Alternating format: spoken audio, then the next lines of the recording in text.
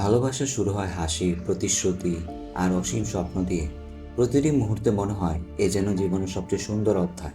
তারপর আসে বিয়ে, আসে বাস্তবতার দরজা, আর ধীরে ধীরে স্বপ্নগুলো হারিয়ে যায়। ভালোবাসা বদলে যায় সহ্যের পরীক্ষায়। হাই, কী অবস্থা তোমাদের? I am back. 1 বছর পর কোনো লং ফর্মের ভিডিও আপলোড করলাম, অ্যান্ড 2 মিনিটের জন্য একটু কথা শোনো।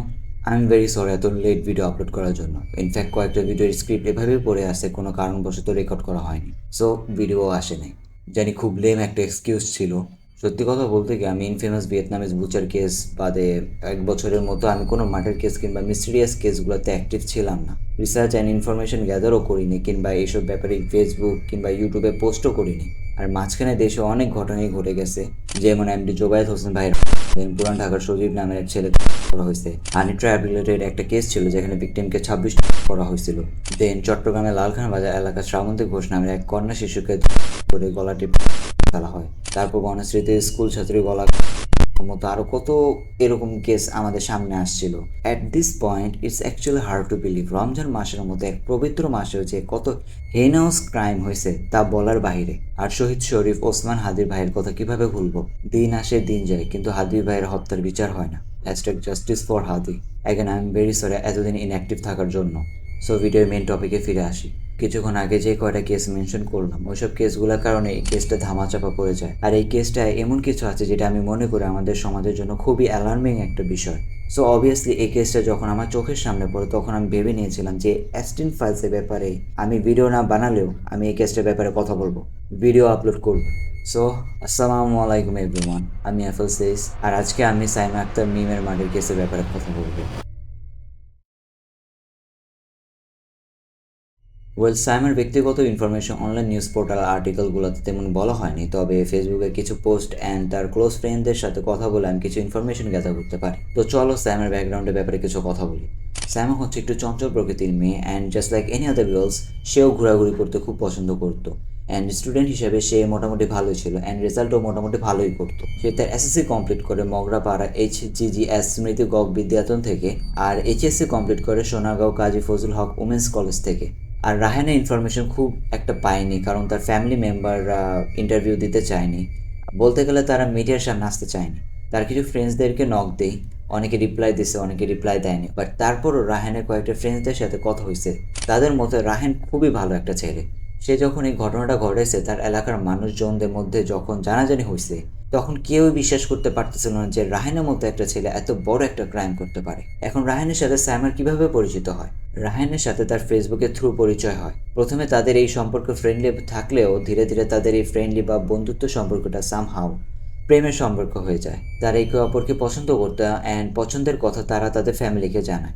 বাট দুই ফ্যামিলির কেউ একজনও তাদের এই প্রেমের সম্পর্কটা মেনে নেয়নি। দেন তারা চিন্তা ভাবনা করে বিয়ে করে ফেলার। একদিন না হোক 2 দিন পর হলেও তাদের ফ্যামিলির মানুষজনরা তাদের সম্পর্কটা মেনে নিবে। বাট আগেইন কেউ একজনও মেনে নেয়নি। লেটার অন তারা ডিসাইড করে যে তারা আলাদা একটা বাসায় ভাড়া নিয়ে থাকবে, আলাদা সংসার করবে। সো অ্যাট দিস পয়েন্ট সব কিছু তো ঠিক ছিল। তাদের ফ্যামিলি মেম্বার্সরা তাদের সম্পর্ক মেনে নেয়নি বলে তারা আলাদা একটা বাসায় ভাড়া থেকে সুখে শান্তিতে সংসার করছিল। তাহলে প্রবলেমটা কোথায় হলো?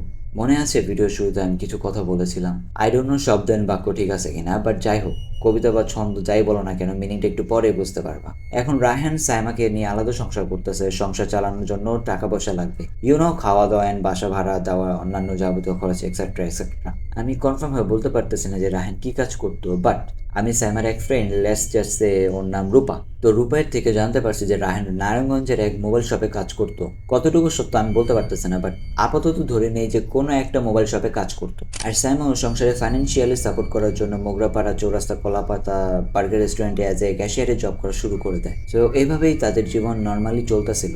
দেন 2025 সালে অক্টোবর মাসের 10 তারিখ শুক্রবার দিনটি আসে, অ্যান্ড সাইমা হয়তো জানেও না যে এই দিনটি হচ্ছে তার জীবনের শেষ দিন। দিনটি ছিল শুক্রবার, সাপ্তাহিক ছুটির দিন, অ্যান্ড আমরা সবাই জানি যে শুক্রবারের রেস্টুরেন্টগুলোতে কেমন ভিড় থাকে। সো অ্যাজ ইউজুয়াল সাইমা 10 তারিখ সকাল 10টায় কাজের উদ্দেশ্যে বাড়ি থেকে বের হয়, বাট এরপর থেকে সে নিখোঁজ। তার কোনো খোঁজ খবর নাই, তার মোবাইল সুইচ অফ ছিল। আবার ওইখানে রাহানের কোনো খবর ছিল না। সাইমার পরিবার, সাইমার যত আত্মীয় ফ্রেন্ডস আছে তাদের কাছে সাইমার খোঁজ খবর নেয়, বাট কারোর কাছে সাইমার কোনো ইনফরমেশন ছিল না। কেউ জানে না সাইমা কোথায় গিয়েছে, কোথায় আছে। এভাবেই 4 দিন কেটে যায়। সাইমার নিখোঁজের 4 দিন পর বিভিন্ন জায়গায় সাইমার সন্ধান করে না পেয়ে 14 অক্টোবর মঙ্গলবার সকালে সাইমার মামা খোকন শেখ সাগর সোনারগাঁও থানা অভিযোগ দায় করেন। সেদিনই বিকাল 4টার দিকে মোগরাপাড়া ইউনিয়নের কাইকারটেক ব্রিজ এলাকায় এলাকাবাসী ঝোপের মধ্যে বড় একটি ব্যাগ পড়ে থাকতে দেখে অ্যান্ড সাথে সাথে তারা ফোন করে পুলিশকে খবর দিয়ে দেয়। পুলিশ ব্যাগটি পানি থেকে তুললে সেখানে কালো পলিথিনে মোড়ানো কষ্টে পেঁচানো হাত পা বাঁধা অর্ধগলিত বের হয়ে আসে। পরে নিখোঁজ সাইমার মামা খোকন শেখ সাগর পরিচয় নিশ্চিত করেন। পরে পুলিশ নিহতের লাশ উদ্ধার করে ময়নাতদন্তের জন্য নারায়ণগঞ্জ জেনারেল হাসপাতাল মর্গে পাঠায়। আমি কিছু একটা বলতে চাই, আমি জানি না তোমরা সাইমার ভিডিওটা দেখছো কি না দেখে থাকলে তো ভালোই। আমি এখানে জাস্ট একটু বর্ণনা দিই যে ব্যাগ থেকে বের করার পর তার অবস্থা কেমন ছিল। টু বি অনেস্ট, ব্যাগ থেকে বের করার পর যখন আমি তার ফেসের দিকে তাকাই তখন আমি কয়েক মিনিটের জন্য ভুলেই গেছিলাম যে আমি এই মানুষটার বডি দেখতেছি। আই মিন লিটারেলি ভাই, মেয়েটার ফেসের দিকে তাকানো যাচ্ছিল না। তার চেহারা, ঠোঁট, নাক ফুলে নীলা হয়ে সবুজ হয়ে গেছিল। আর আমি ড্যাম শিওর মেয়েটার হাত পা 4টেই ভেঙে জোড়া থেকে আলাদা করা হয়েছে যাতে প্যাকেট করতে ব্যাগে ভরতে সুবিধা হয়। এনিওয়েজ, পরিচয় আইডেন্টিফাই করার পরপরই নৌ পুলিশের কয়েকটি টিম কালপিটকে আইডেন্টিফাই করার জন্য মাঠে নামে এবং টেকনোলজি ইউজ করে 14 তারিখ মঙ্গলবার রাত 1টার দিকে রায়হানকে গ্রেফতার করে ফেলে। লেটার অন পরের দিন মানে 15 তারিখ বুধবার বিকালে নারায়ণগঞ্জ সিনিয়র জুডিশিয়াল ম্যাজিস্ট্রেট নূর মহসিন আদালতে রায়হান তার স্টেটমেন্ট দেয় এবং স্বীকার করে যে সেই সাইমার করছে। রায়হানের সাথে সাইমার ফেসবুকে থ্রু পরিচয় থেকে প্রেমের সম্পর্ক গড়ে ওঠে। পরে তারা প্রায় 1 বছর ধরে সোনারগাঁও মোগরাপাড়া এলাকার আমতলায় ফিরোজ মিয়ার বাড়িতে স্বামী স্ত্রী পরিচয়ে বসবাস করছিল। এই সময় মিম মানে সাইমা প্রেগনেন্ট হয়ে যায়, কিন্তু 2 মাস আগে রায়হান আরেকটি মেয়েকে বিয়ে করে ফেলে। এই পয়েন্টে একটু মনে রেখো। সাইমা বিষয়টা জানতে পারে এবং রায়হানকে ওই মেয়েটাকে ডিভোর্স দিয়ে তাকে মানে সাইমাকে বিয়ে করতে চাপ দেয়। এটা নিয়ে তাদের অনেক ঝগড়া চিল্লাচিল্লি হয়। এখন তোমরা একটু কনফিউজ থাকতে পারো যে ওই নতুন বউকে ডিভোর্স দিয়ে সাইমাকে বিয়ে করার চাপ দেওয়ার মানে কি। আমি সোজা কথায় আসি, তারা লিভ ইন রিলেশনশিপে ছিল। একটু পর আরো কিছু কথা আসছে, শুনলে তোমরাও বুঝতে পারবা। তাদের দুইজনের মধ্যে তো কলহ চলছিলই। এর ফাঁকে সাইমা বিষয়টা যখন রায়হানের পরিবারকে জানায় যে আপনার ছেলে আমার সাথে অন্যায় করছে এরকম সামথিং, বিষয়টা রায়হানকে অফেন্ড করে ফেলে। ইগো হার্ট হওয়ার কারণে রায়হান একটা প্ল্যান করে এবং সেই প্ল্যান অনুযায়ী সাইমাকে গত 10ই অক্টোবর রাত্রে কাইকারটেকে ব্রিজ সংলগ্ন বালুর মাঠে নিয়ে যায়। কিছু বুঝে ওঠার আগে সাইমারের মাথার হিজাব খুলে গলায় পেঁচিয়ে শ্বাসরুদ্ধ করে রায়হান স্কচ টেপ দিয়ে হাত পা পেঁচিয়ে পলিথিনের ব্যাগে ভরে। পরে বস্তায় ভরে বালুর মাঠের পাশে ব্রহ্মপুত্র নদের পাশে ঝোপের মধ্যে ফেলে রেখে চলে যায়। 164 ধারার এমন জবানবন্দি প্রদানের বিষয়টি নিশ্চিত করেছেন নারায়ণগঞ্জ আদালতের পুলিশ পরিদর্শক মোহাম্মদ কাইয়ুম খান। তিনি জানান, জবানবন্দি শেষে আদালত রায়হানকে কারাগারে পাঠানোর নির্দেশ দিয়েছেন। এখন লিভ ইনের ব্যাপারটা দেখো। লিভ ইন রিলেশনশিপটাকে বাংলাদেশে আমাদের সমাজে ট্যাবু ধরা হয়, আর আমিও লিভ ইন রিলেশনশিপ বিষয়টাকে নর্মালাইজ করতেছি না। বাট সাইমার মামা বলছে তারা 2 বছর আগে প্রেম করে বিয়ে করে থাকা শুরু করছে। লেটার অন তাদের ডিভোর্স হয়ে গেছে। এখন ডিভোর্স হওয়ার এক্স্যাক্ট রিজন অ্যান্ড ডেট তো কোথাও বলা হয় নাই, তবে আমরা ধরে নিই তাদের মধ্যে হয়তো বন্ডিং হচ্ছিল না, হার্শ রিয়ালিটি ফেস করছে, মিউচুয়াল আন্ডারস্ট্যান্ডিংয়ের ঘাটতি ছিল, কোনো একটা রিজন ধরে নিই। বাট আমি এতটুকু শিওর হতে পারছি যে ডিভোর্স হওয়ার পরেও তারা একে অপরকে অ্যাপ্রোচ করছে, মিট করছে। আমি সাইমারের ব্যাপারে আরও ইনফরমেশন পাওয়ার জন্য যখন রিসার্চ করি তখন আমি সাইমারের বান্ধবী করা এই পোস্টটা আমি সামনে পাই। তার মতে রায়হান সাইমাকে বিয়ের প্রলোভন দেখিয়ে তার লাইফটাই শেষ করে দিয়েছে। সে আরও বলে ইনসিডেন্ট ঘটার 15 দিন আগে সাইমা তাকে ফোন করে রায়হানের ব্যাপারে খুলে বলে। রায়হান অন্য একটা মেয়েকে বিয়ে করে ফেলছে, সে ওই বউ রেখে সাইমার কাছে আসে, সাইমার সাথে সব কিছু ঠিক করতে চায়। এ বলে সাইমার সাথে আবার ফিজিক্যালি সম্পর্ক করে। সাইমার বেবি কনসিভ হয়। এর আগেও 2বার বেবি কনসিভ হয়, বাট রায়হান করায়। এবার যখন আবার বেবি কনসিভ হয় তখন রায়হান তাকে প্রেশার দিচ্ছিল বেবি নষ্ট করতে, কারণ রায়হান বিবাহিত। কিন্তু সাইমা রাজি হয়নি বেবি নষ্ট করতে, আর বেবির যখন 4 মাস হবে তখন সবার সামনে আনবে। বাট লেটার অন কী হয়েছে তোমরা সেটা জানোই। আরেকজন কমেন্টে লিখছে যে সাইমার ফেসবুক পোস্ট অ্যান্ড স্টোরি দেখলে বোঝা যায় যে সে অনেক ডিপ্রেস ছিল, which was kinda true. সাইমার ফেসবুক পোস্ট স্টোরি দেখলেও বোঝা যায় যে সে অনেক ডিপ্রেস ছিল। যেমন তার একটা পোস্টের স্ক্রিনশট দেখাই, এতে আমরা কনফার্ম হতে পারি যে ভিকটিম শিকার, অর্থাৎ রায়হান সাইমার গায়ে হাত তুলতো, মারধর করতো। এত মানসিক শারীরিক নির্যাতন সহ্য করার পরও সাইমা চুপ ছিল। তার মনের ভিতরে একটা আশা ছিল সব কিছু ঠিক হয়ে যাবে। বাট লেটার অন কি হয়, ইউ নো দ্য রেস্ট।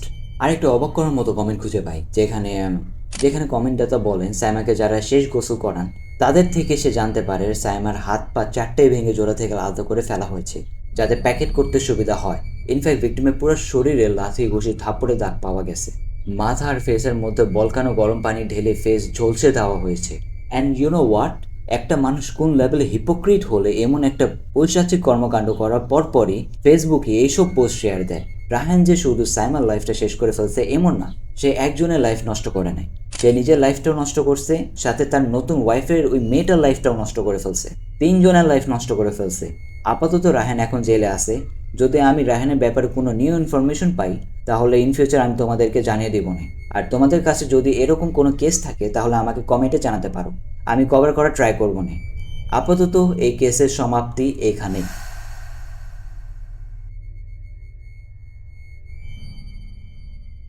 1 বছর পর লং ভিডিও আপলোড করলাম, জানি না কেমন হয়েছে, আই হোপ ভালো হবে। অ্যান্ড তোমরা ভালো থাকো, মা বাবা রেসপেক্ট করো, অ্যান্ড তাদের কথা শোনো।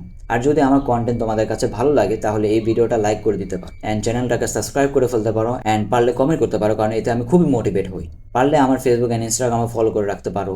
আমার থেকে দোয়া পাইবা ভাই। Thank you. আসসালামু আলাইকুম।